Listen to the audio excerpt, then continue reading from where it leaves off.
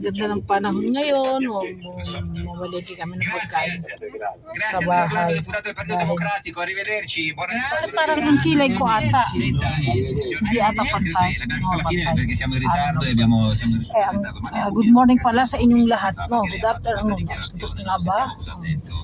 Dito kami, hindi mamamasyal kasi mag-iiho kami sa linggo. Farewell ni Kumi, farewell at saka farewell ng anak ko.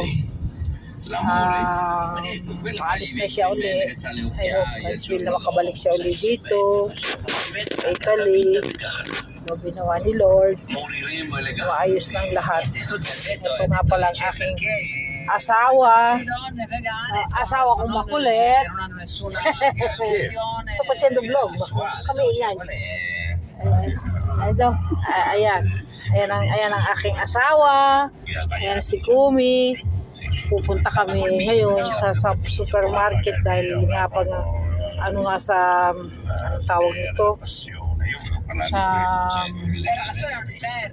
pag-iho namin, garilyata namin sa Sunday.